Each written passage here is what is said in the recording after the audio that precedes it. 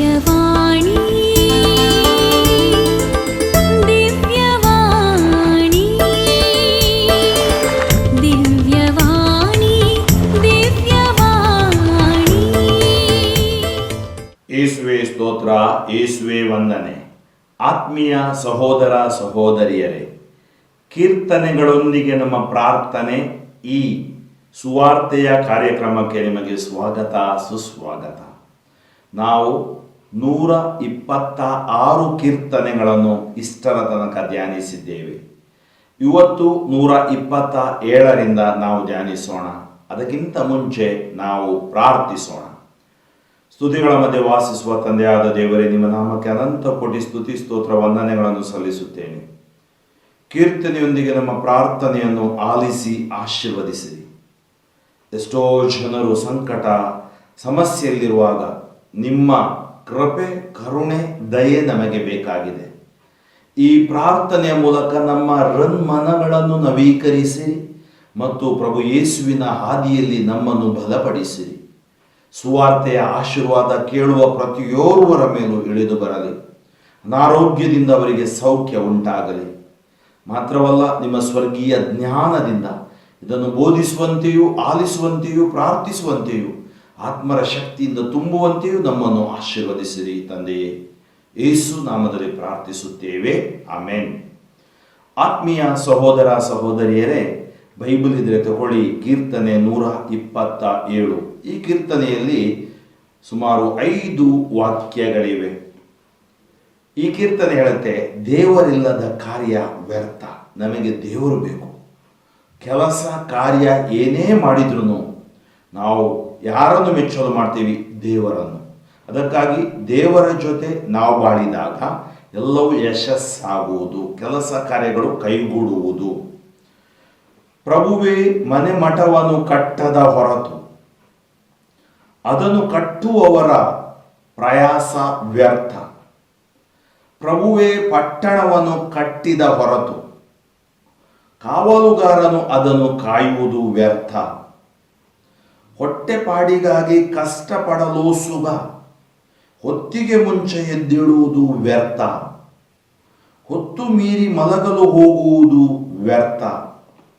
ನಿದ್ರೆಯಲು ಪ್ರಭುವೇ ಭಕ್ತರ ಪೋಷಕ. ಪ್ರಭುವಿನಿಂದ ಬಂದ ಸೊತ್ತು ಪುತ್ರ ಸಂತಾನ. ಕರುಳ ಕುಡಿಯು ಆತನ ಬಹುಮಾನ. ಯೌವನದಲ್ಲಿ ಹುಟ್ಟಿದ ಮಕ್ಕಳು ಯೋಧರ ಕೈಲಿರುವ ಬಾಣಗಳು.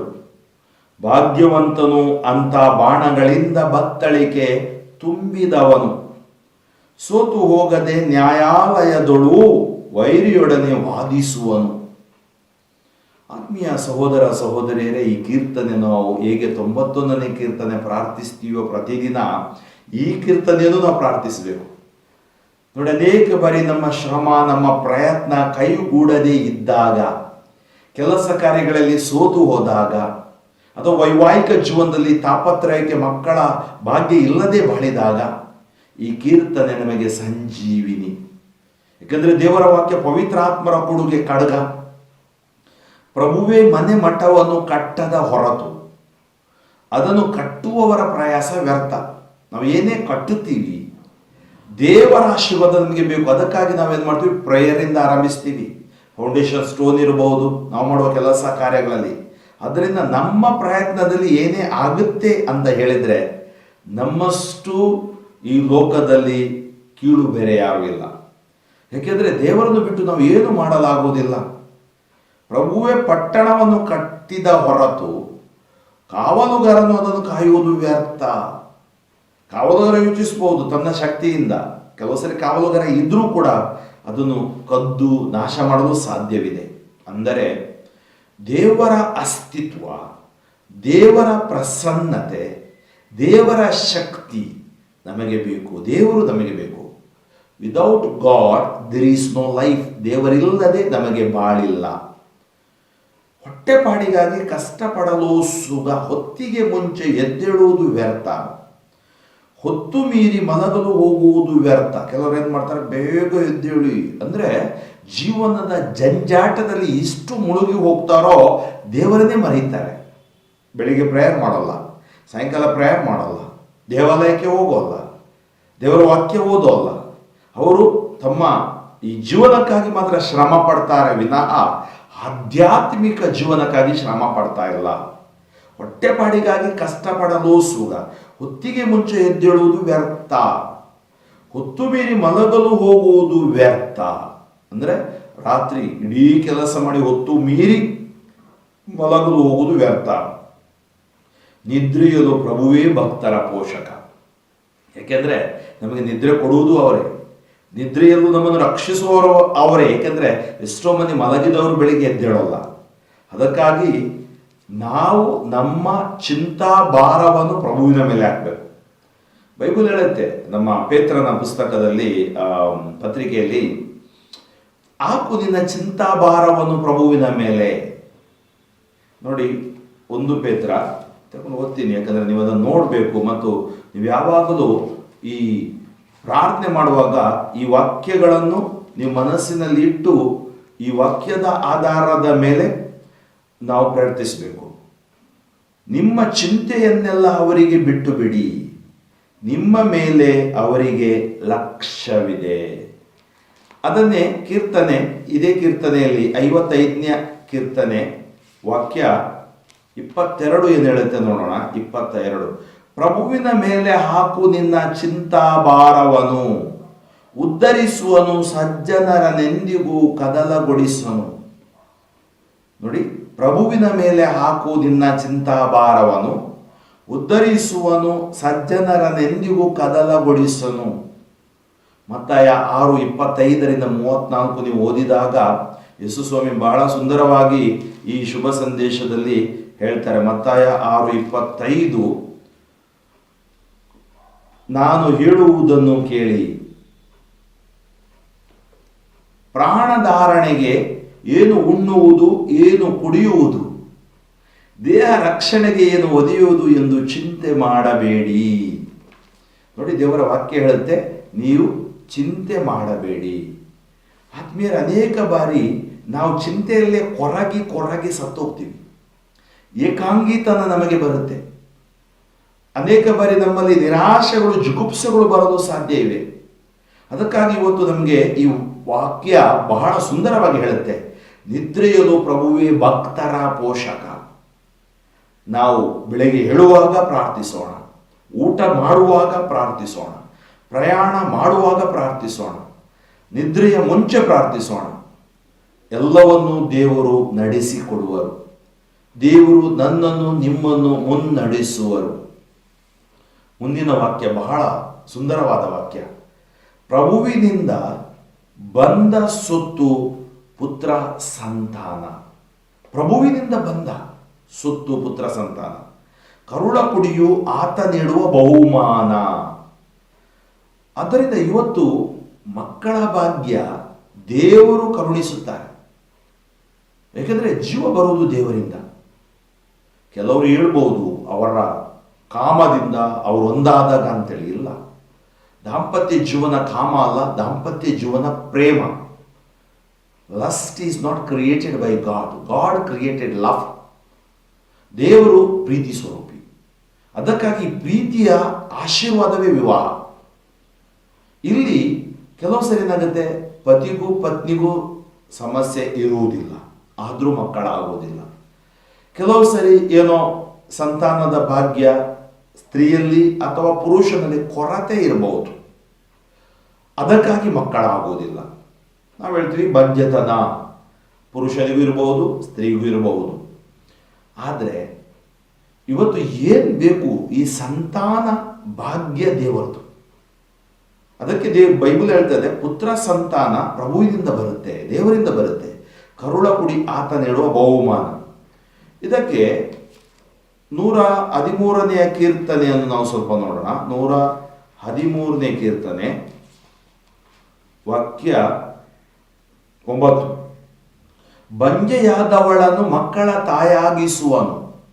ನೋಡಿ, ಬಂಜೆಯಾದವಳನ್ನು ಮಕ್ಕಳ ತಾಯಾಗಿಸುವನು, ಆನಂದದಿಂದಾಕೆ ಬೆಳಗಿಸುವಳ ಮನೆಯನು. ಅಂದರೆ ಒಂದು ಮಗು ಕುಟುಂಬದಲ್ಲಿ ಬೆಳಕು ತರುತ್ತೆ, ಒಂದು ಜೀವ ಬೆಳಕು ತರುತ್ತೆ. ಅದನ್ನೇ ವಿಮೋಚನಾ ಕಾಂಡ 23, 25, 26 ಬಹಳ ಒಂದು ಆಶೀರ್ವಾದವುಳ್ಳ ವಾಕ್ಯ. ನಾವು ಯಾವಾಗಲೂ ಆರಾಧನೆಯಲ್ಲಿ ಈ ವಾಕ್ಯವನ್ನು ಹೇಳ್ತೀವಿ. ವಿಮೋಚನಾ ಕಾಂಡ 23ನೇ ಅಧ್ಯಾಯ 25, 26. ನಿಮ್ಮ ದೇವರು ಸರ್ವೇಶ್ವರನೂ ಆದ ನನ್ನೊಬ್ಬನನ್ನೇ ಆರಾಧಿಸಬೇಕು. ಆಗ ನಿಮ್ಮ ಅನ್ನಪಾನಗಳನ್ನು ಆಶೀರ್ವದಿಸುವೆನು. ನಿಮ್ಮೊಳಗೆ ಯಾವ ವ್ಯಾಧಿಯೂ ಇರದಂತೆ ಮಾಡುವೆನು. ನಿಮ್ಮ ನಾಡಿನಲ್ಲಿ ಗರ್ಭಸ್ರಾವವಾಗಲಿ ಬಂಜೆತನವಾಗಲಿ ಇರುವುದಿಲ್ಲ. ನಿಮಗೆ ಪೂರ್ಣವಾದ ಆಯಸ್ಸನ್ನು ಕೊಡುವೆನು. ನೋಡಿ, ದೇವರನ್ನು ಆರಾಧಿಸುವಾಗ ಬಂಜೆತನ ಇಲ್ಲ, ಗರ್ಭಸ್ರಾವವಿಲ್ಲ. ಅಂದರೆ ಕೆಲವು ಸರಿ ಮಿಸ್ ಕ್ಯಾರೇಜ್ ಅಂತೀವಿ. ಮಿಸ್ ಕ್ಯಾರೇಜ್ ಅಂದರೆ ಗರ್ಭಸ್ರಾವವಾಗುವುದು, ಗರ್ಭ ನಿಲ್ಲದೇ ಇರುವುದು.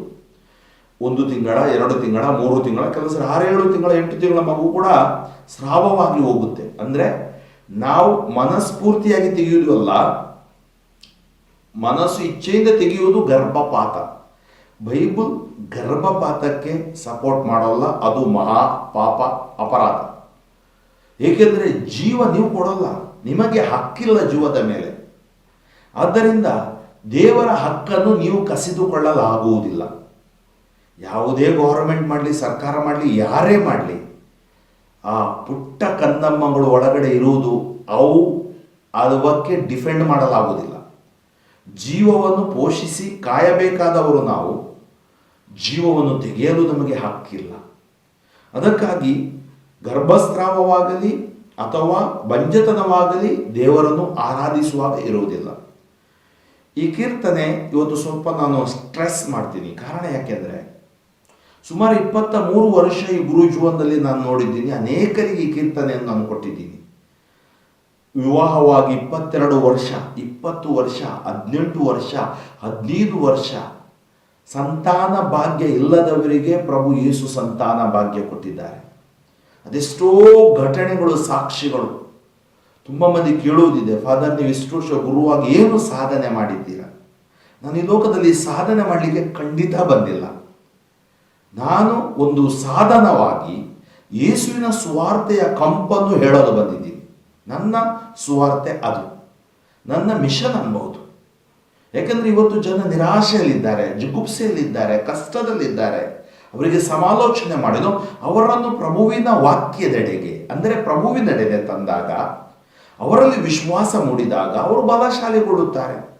ಇವತ್ತು ಇಂಥ ಅನೇಕ ಆಶೀರ್ವಾದಗಳನ್ನು ನಾನಿಲ್ಲಿ ಒಂದೊಂದೇ 23 ವರ್ಷದ ವಿಷಯಗಳನ್ನು ಮಾತನಾಡಲು ಆರಂಭಿಸಿದರೆ ಎಷ್ಟೋ ಆಶೀರ್ವಾದ ದೇವರು ಕೊಟ್ಟಿದ್ದಾರೆ. ನನಗೆ ಗೊತ್ತು, ಒಂದು ಸಹೋದರಿ 2009ನೇ ಇಸ್ವಿಯಲ್ಲಿ ನನಗೆ ಫೋನ್ ಮಾಡಿದ್ರು. ಅವರಿಗೆ ಮಕ್ಕಳ ಭಾಗ್ಯ ಇರಲಿಲ್ಲ, ಮದುವೆಯಾಗಿ 9 ವರ್ಷ ಆಗಿತ್ತು. ನಾನು ಇದೇ ಕೀರ್ತನೆ ಕೊಟ್ಟೆ, ಒಳ್ಳೆ ಕೆಲಸದಲ್ಲಿದ್ದರು. ಆಕೆ ಓದಿದ್ದು ಕೀರ್ತನೆ. ದೇವರು ಆ ದಂಪತಿಗಳನ್ನು ಆಶೀರ್ವದಿಸಿದ್ರು, ವಿಶ್ವಾಸದೆಡೆಗೆ ಬಂದರು. ಅವರಿಗೆ ನೆಕ್ಸ್ಟ್ ಮಗುವಿನ ಭಾಗ್ಯ ಸಿಕ್ಕಿದಾಗ ಹೇಳಿದರು, ಫಾದರ್ ನಾವು ವೀಸಾ ಕೊಡ್ತೀವಿ ಬರ್ರಿ ಅಂತೇಳಿ. ನಾನು ಹೇಳಿದಿಲ್ಲ, ಹಂಗೆ ಕೊಟ್ಟರೆ ನಾನು ವಿಶ್ವದಲ್ಲೆಲ್ಲ ಕಡೆ ಹೋಗ್ಬೇಕಾಗ್ಬೋದು, ಅದು ದೇವರು ಮಾಡಿದ ಕಾರ್ಯ. ಅದಕ್ಕಾಗಿ ದೇವರಿಗೆ ಕೃತಜ್ಞತೆ ಸಲ್ಲಿಸಿ ಈಗ ಮಗು ಡಿಗ್ರಿ ಮಾಡ್ತಾ ಇದೆ. ನೋಡಿ, ಇದು ಒಂದು ಘಟನೆ. ಇನ್ನೊಂದು, ನಾವು ಬ್ರದರ್ ಮತ್ತು ನಾವು ಶ್ರೀಲಂಕಾಕ್ಕೆ ಹೋದಾಗ ಆ ಸಹೋದರಿಗೆ 49 ವರ್ಷ ಟೀಚರ್ ಆಗಿದ್ರು. ಮದುವೆ ಆಗಿ 20 ವರ್ಷ ಆವಾಗಲೇ ಆಗಿತ್ತು. 39-20 ಮದುವೆ ಆಗಿತ್ತು.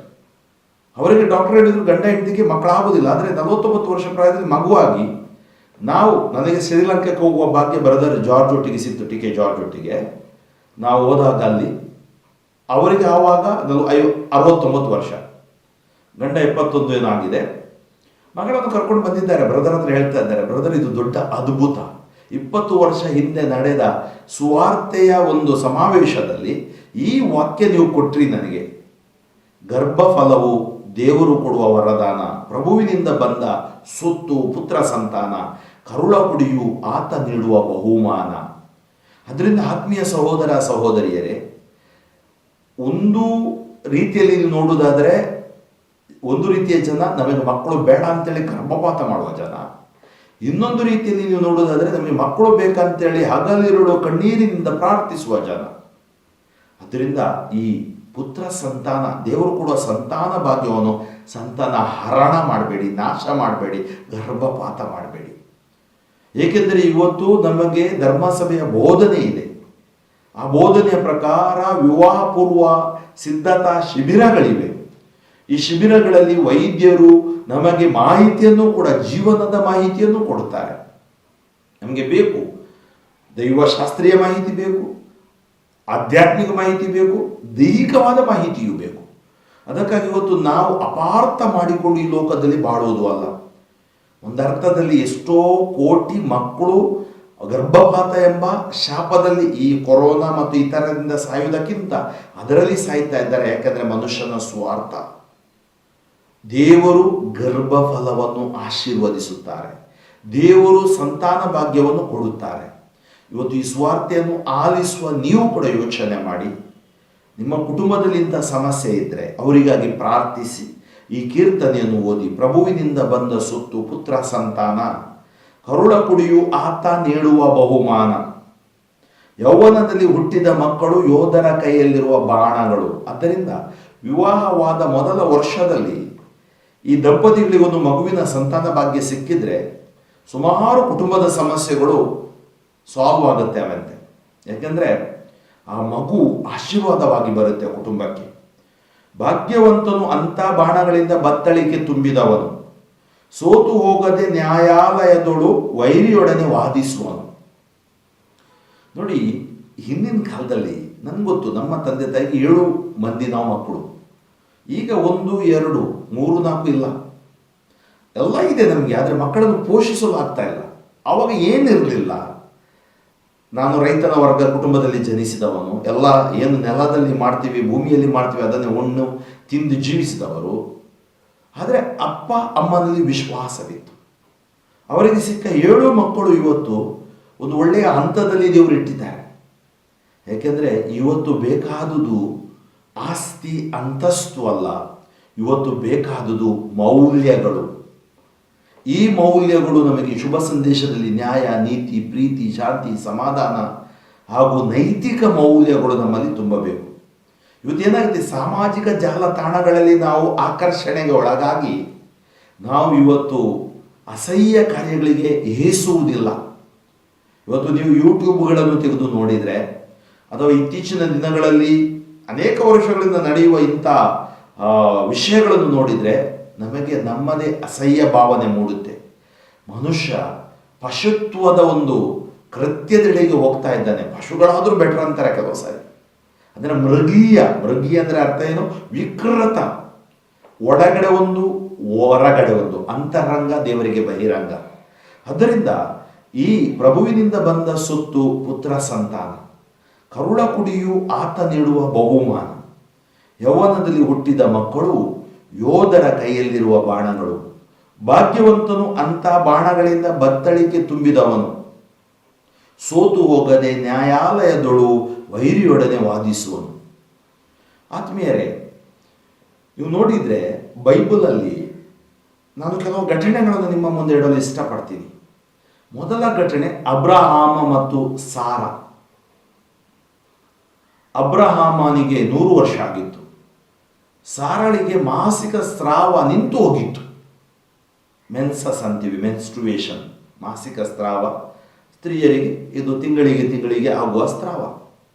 ಯಾಕಂದರೆ ಹೇಗೆ ಒಂದು ಹಕ್ಕಿ ಗೂಡು ಕಟ್ಟುತ್ತೋ ಹಾಗೆಯೇ ಆ ಮಗುವಿಗಾಗಿ ಇದು ದೇವರ, ಅದರಲ್ಲಿ ಏನು ನಾಚಿಕೆ ಅಥವಾ ಅದರಲ್ಲಿ ಏನು ಅಸಹ್ಯ ಇಲ್ಲ.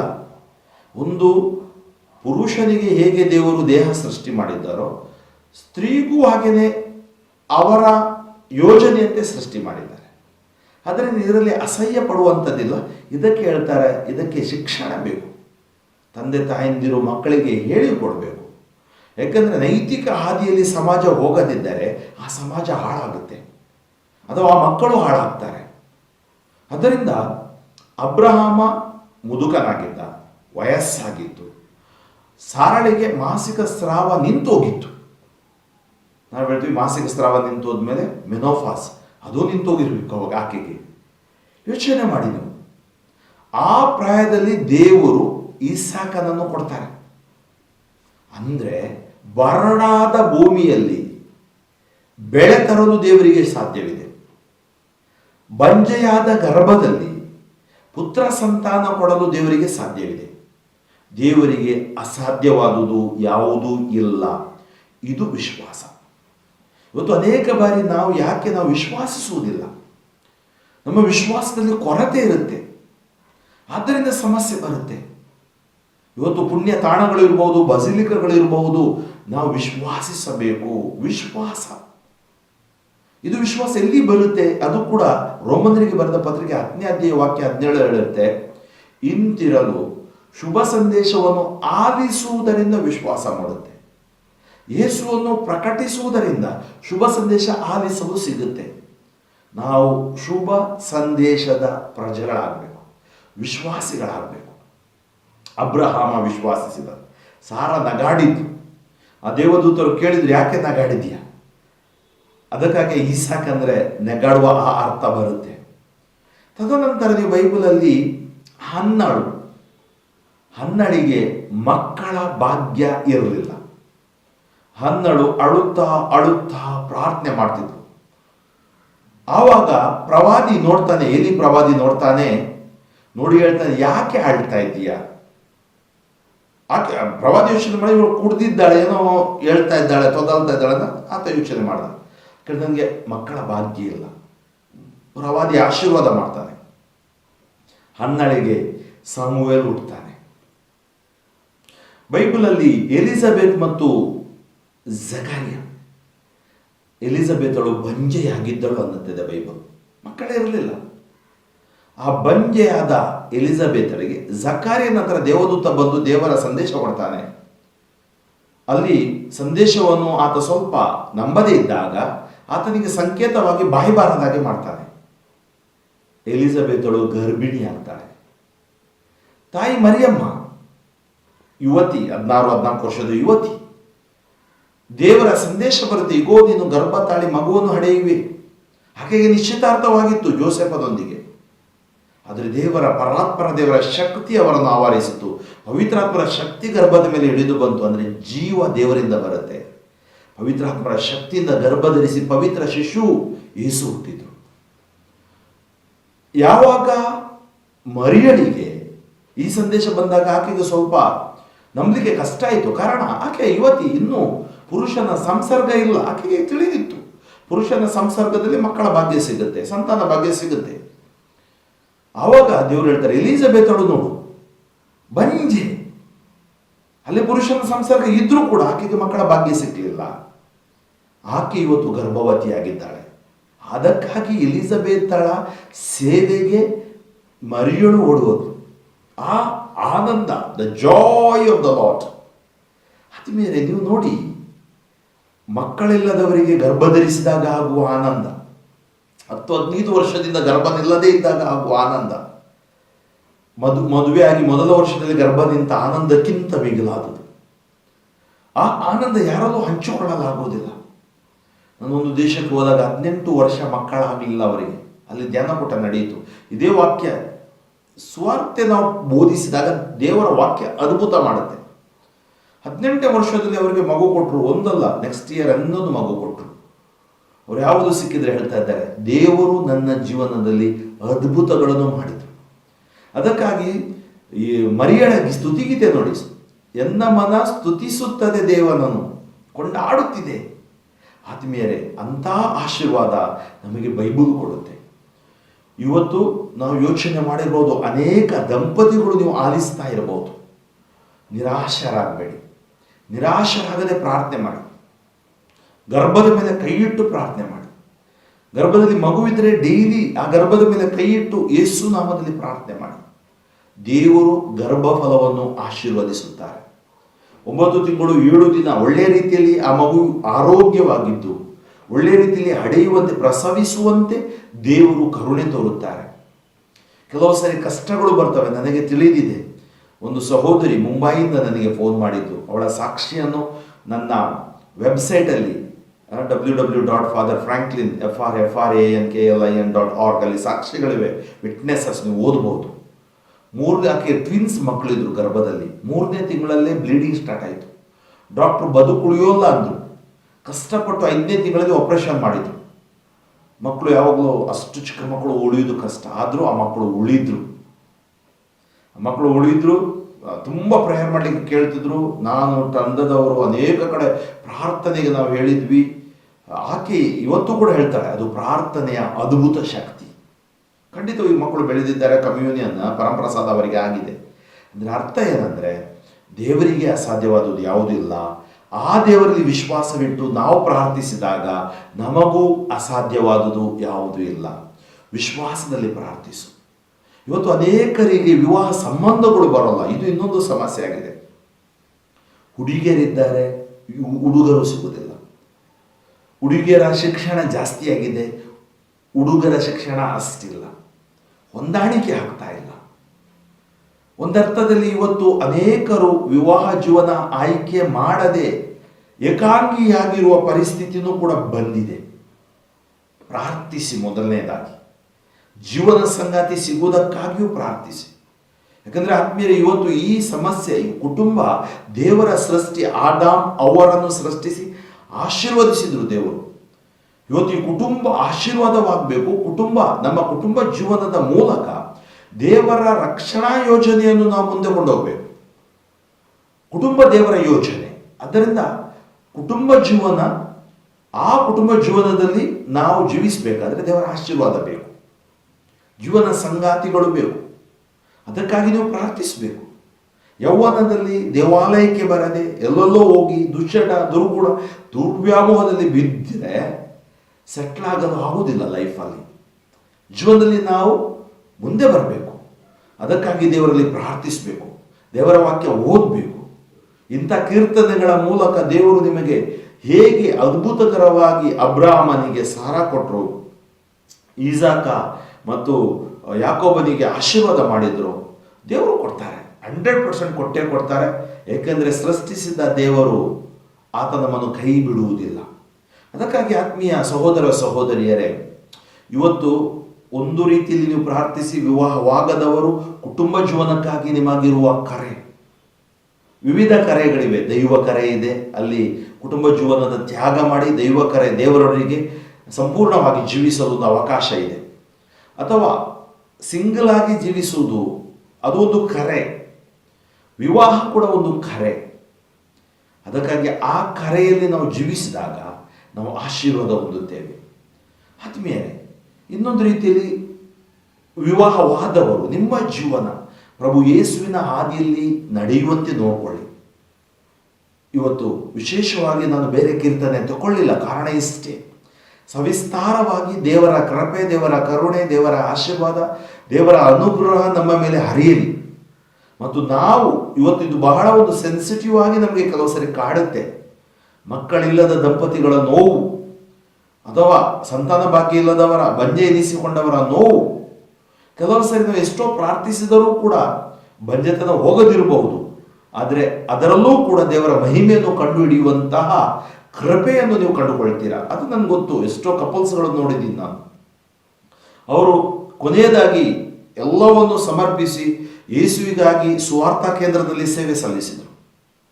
ಅವ್ರು ಹೇಳಿದ್ರು, ನಮ್ಮ ಮಕ್ಕಳಿದ್ರೆ ಅಲ್ಲಿ ಇಲ್ಲಿ ಹೋಗ್ತಿದ್ವಿ, ದೇವರು ಏನೋ ಯೋಜನೆ ಹಾಕಿದ್ದಾರೆ. ಎಷ್ಟು ವರ್ಷದಿಂದ, 10-15 ವರ್ಷದಿಂದ ಅವರು ಸಂಪೂರ್ಣ ಇಬ್ಬರು ಪ್ರಾರ್ಥನೆಯಲ್ಲಿ ಅವರು ನಿರತರಾದರು.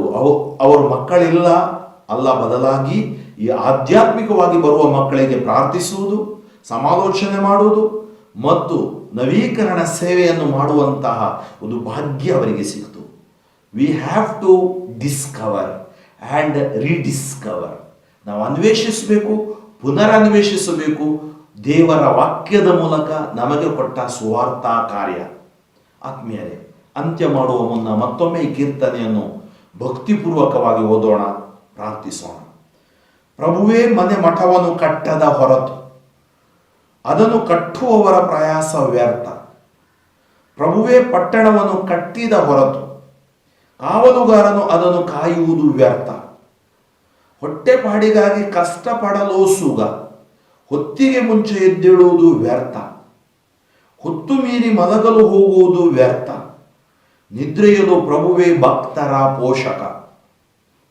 ಪ್ರಭುವಿನಿಂದ ಬಂದ ಸೊತ್ತು ಪುತ್ರ ಸಂತಾನ, ಕರುಳ ಕೊಡಿಯು ಆತ ನೀಡುವ ಬಹುಮಾನ. ಯೌವನದಲ್ಲಿ ಹುಟ್ಟಿದ ಮಕ್ಕಳು ಯೋಧರ ಕೈಯಲ್ಲಿರುವ ಬಾಣಗಳು. ಭಾಗ್ಯವಂತನು ಅಂಥ ಬಾಣಗಳಿಂದ ಬತ್ತಳಿಕೆ ತುಂಬಿದವನು. ಸೋತು ಹೋಗದೆ ನ್ಯಾಯಾಲಯದೊಳೋ ವೈರಿಯೊಡನೆ ವಾದಿಸುವನು. ಸ್ತುತಿಗಳ ಮಧ್ಯೆ ವಾಸಿಸುವ ತಂದೆಯಾದ ದೇವರೇ, ಈ ಕೀರ್ತನೆಯ ಆಶೀರ್ವಾದ ಆಲಿಸುವ ಪ್ರತಿಯೊಬ್ಬರ ಮೇಲೆ ಇಳಿದು ಬರದೆ, ಅವರ ಸಂಕಟಗಳು, ಜಂಜಾಟಗಳಲ್ಲಿ ಅವರಿಗೆ ಅನುಭವಿಸುತ್ತಿರುವ ನೋವುಗಳು ನೀವು ಬಲ್ಲವರಾಗಿದ್ದೀರಿ ಪ್ರಭುವೇ. ಸಾಲ ಸೋಲಿನಲ್ಲಿ ಮುಳುಗಿ ಹೋಗಿದವರು, ಕಷ್ಟದಲ್ಲಿ ಸಂಕಷ್ಟದಲ್ಲಿ ಇದ್ದವರು, ಅಥವಾ ದೈಹಿಕ ಅನಾರೋಗ್ಯದಲ್ಲಿ ಬಳಲುತ್ತಿರುವವರು, ಬಂಜತನದಿಂದ ಬಳಲುತ್ತಿರುವವರು, ಮಕ್ಕಳ ಭಾಗ್ಯಕ್ಕಾಗಿ ಕಣ್ಣೀರಿಡುತ್ತಿರುವವರು, ನಿಮ್ಮ ಕರುಣೆ ಇಳಿದು ಬರಲಿ. ಇವತ್ತು ಬೋಧಿಸಿದ ಸುವಾರ್ತೆ ಆಶೀರ್ವಾದವಾಗಿ ಮಾರ್ಪಡಲಿ. ಜೀವಕ್ಕೆ ವಿರೋಧವಾಗಿ ನಡೆಯುವುದೆಲ್ಲವೂ ನಿಷ್ಕ್ರಿಯಗೊಳ್ಳಲಿ. ಯೋಹಾನ 10:10 ನಾನು ಬಂದದಾದರೂ ಜೀವ ನೀಡಲು, ಯಥೇಚ್ಛವಾಗಿ ಜೀವ ನೀಡಲು. ಯೋಹಾನ 5:26 ಪಿತನು ಜೀವಕ್ಕೆ ಸ್ವಯಂ ಜೀವ ಮೂಲವಾಗಿರುವಂತೆ ಪುತ್ರನನ್ನು ಸ್ವಯಂ ಜೀವ ಮೂಲವಾಗಿ ಕರುಣಿಸಿದ್ದಾರೆ. ಯೇಸುವೆ, ನಿನ್ನ ನಾಮದಲ್ಲಿ ಬರಡು ಗರ್ಭಗಳು, ಬಂಜ ಗರ್ಭಗಳು ಜೀವಕ್ಕೆ ತೆರೆಯಲ್ಪಡಲಿ. ಆ ಮಕ್ಕಳ ದಂಪತಿಗಳ ಕಣ್ಣೀರನ್ನು ಹೊರಡಿಸಿರಿ ಸ್ವಾಮಿ. ವಿಶೇಷವಾಗಿ ಗರ್ಭಗಳಲ್ಲಿ ಸಂತಾನ ಭಾಗ್ಯವನ್ನು ಕರುಣಿಸಿರಿ ಸ್ವಾಮಿ. ಗರ್ಭದಲ್ಲಿ ಮಕ್ಕಳಿರುವವರ ಆ ಮಕ್ಕಳನ್ನು ಆಶೀರ್ವದಿಸಿರಿ. ಸಮಸ್ಯೆ ಇರುವವರ ಸಮಸ್ಯೆಗಳನ್ನು ಗುಣಪಡಿಸಿರಿ. ಅದ್ಭುತ ರೀತಿಯಲ್ಲಿ ನೀವು ಯೋಚಿಸಿದ ಈ ಕುಟುಂಬ ಜೀವನ ಮುಂದುವರಿಯುವಂತೆ, ಈ ಕೀರ್ತನೆಯ ಆಶೀರ್ವಾದ ಪ್ರತಿಯೊಬ್ಬರಿಗೂ ಲಭಿಸುವಂತೆ ಯೇಸು ನಾಮದಲ್ಲಿ ಪ್ರಾರ್ಥಿಸುತ್ತೇನೆ. ಎಲ್ಲ ಕೇಡುಗಳು, ಎಲ್ಲ ಅಂಧಕಾರ ಶಕ್ತಿಗಳು, ಎಲ್ಲ ರೋಗ ರುಜಿನಗಳು ಯೇಸು ನಾಮದಲ್ಲಿ ಬಂಧಿಸಿ ಸುಟ್ಟು ನಿಷ್ಕ್ರಿಯಗೊಳಿಸ್ತಾ ಇದ್ದೀನಿ. Touch them Lord, heal them Lord. Yesu ನಾಮದಲ್ಲಿ ಪ್ರಾರ್ಥಿಸುತ್ತೇನೆ ಜೀವವುಳ್ಳ ತಂದೆಯೇ. ಸರ್ವಶಕ್ತ ದೇವರಾದ ಪಿತಾ ಮತ್ತು ಸುತ ಮತ್ತು ಪವಿತ್ರಾತ್ಮರು ನಿಮ್ಮನ್ನು ಆಶೀರ್ವದಿಸಲಿ. ಫಾದರ್ ಫ್ರಾಂಕ್ಲಿನ್ ಡಿಸೋಜಾ, ಶಿವಮೊಗ್ಗ ಧರ್ಮಕ್ಷೇತ್ರ, ನನಗಾಗಿಯೂ ನನ್ನ ಸುವಾರ್ಥ ಸೇವೆಗಾಗಿಯೂ ಪ್ರಾರ್ಥಿಸಿ ಸಾಧ್ಯವಾದಷ್ಟು ಜನರಿಗೆ ಈ ಸಂದೇಶವನ್ನು ನೀವು ಹಂಚಿಕೊಳ್ಳಿ. ಮತ್ತು ಯಾರಿಗೆಲ್ಲ ಮಕ್ಕಳ ಸಂತಾನ ಭಾಗ್ಯ ಇಲ್ಲ, ಅವರು ಈ ಒಂದು ಸುವಾರ್ತೆಯನ್ನು ಆಲಿಸಿ ಪ್ರಭುವಿನಿಂದ ಆಶೀರ್ವಾದವನ್ನು ಪಡೆಯಲೆಂದು ನಾನು ಹಾರೈಸುತ್ತೇನೆ. ನಿಮಗೆ ಕೋರಿಕೆಗಳಿದ್ದರೆ ಇಲ್ಲಿ ನನ್ನ ನಂಬರ್ ಇದೆ, ಅದರಲ್ಲಿ ನೀವು ಕಳುಹಿಸಬಹುದು ವಾಟ್ಸಪ್ಪಲ್ಲಿ, ಅಥವಾ ನಿಮ್ಮ ಪ್ರಾರ್ಥನೆಗೆ ಬೇಕಾದರೆ ನೀವು ಕರೆ ಮಾಡಬಹುದು. ದೇವರ ಆಶೀರ್ವಾದ. ದಿವ್ಯವಾಣಿ.